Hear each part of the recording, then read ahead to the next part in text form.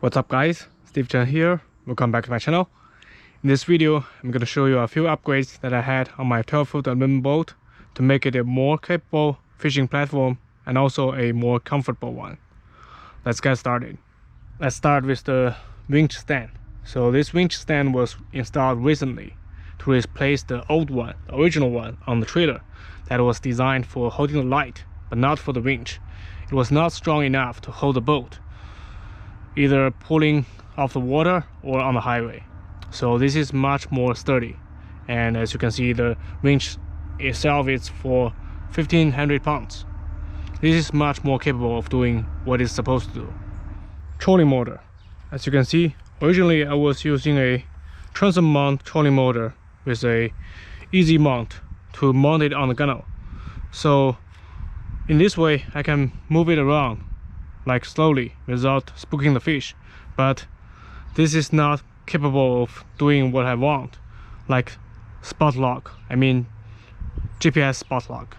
So later I installed this aluminum plate to hold the Motor Guide XI3 kayak version trolling motor, which has the, as you can see here, the pinpoint GPS lock. And this is the remote version, which you have like a remote control to control the manual mode or the GPS lock and move around. This is so convenient, and it takes only very small space, like a low footprint. So this is a game changer. I would say this is the most important upgrade that I had. And with this Motor Guide trolling motor, with the same shaft length that is 36 inches, I can get rid of this one and the easy mount. So it's much easier to put this thing on the boat compared with the old one. The old one you have to use the screws here. It takes a lot of time. With this one, the installation is much easier. As you can see from this side, this is a quick release bracket, so you just release it or install it within seconds. So it's very easy. I love this design. The rod holders. Originally I only had this 4, and later I installed another 4. So in total we have 8 rod holders. That is good for 2 people fishing together, which means each of us can have 4 different lures tied on 4 different rods, which is very helpful. Oars to paddle. Originally I had this pair of oars to move the boat around in case I run out of power, and that is requested by the regulation for a smaller boat. And I found out this pair of oars is first very heavy, and also it takes a lot of space. As you can see, if you put it on the boat, either on one side or one on each side, it takes a lot of space on a tiny boat. So later I found out that I don't necessarily need this pair of oars. Instead, I could have this single lightweight paddle, which I can stand on the ball and then move around with one single paddle. And the good part about it is it can be disassembled. So that means I can put it here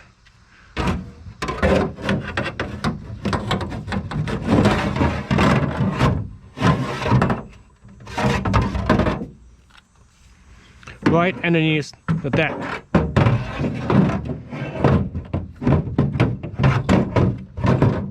And this means it doesn't take any space at all, both when you are transporting or when you are fishing. So cleared a lot of space, which is very important on a small boat. Fish finder.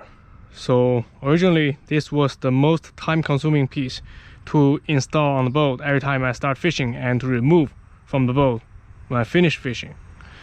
Why? Because first you need to remove the main unit, and then you need to remove the transducer, and then the power cable and transducer cable, and also don't forget the battery. So I'm glad I found out this VELCRO, because I don't want to drill any holes on my boat or use any screws directly on the boat. So I was able to use the 2 strips of the Velcro, put it here, and put a plastic plate here, so all the screws goes on the plastic plate, not on the boat itself. So it's very convenient and secure. It's very secure. It's like rated for 10 pounds. So let me show you. Originally I have to do it this way, but now I can just let it stay here. For transportation, I just rest the main unit on the boat so it doesn't move around. And when I'm fishing, I just turn it to the back and secure it. Very simple. And this holder is from Yak Attack that I was using on my kayak before. And the battery here is also secure to the boat by the Velcro here. Now I don't have to install it and remove it every time on every single fishing trip, which is great. You may also notice that the cable, the 2 cables, especially the transducer cable, I put the cable underneath the deck, so it's running below, so it doesn't take any space. And the transducer is here, and in order to secure it better, I put a piece of Velcro here, so it doesn't move around. Sometimes it gets loose by the vibration, but with the Velcro here, it doesn't move at all.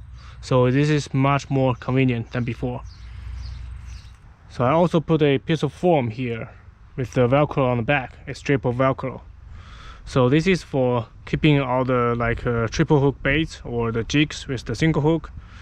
Let me show you an example here. The jerk bait, can put it here so it doesn't move around on a boat or hook yourself. That's very important. This is very convenient.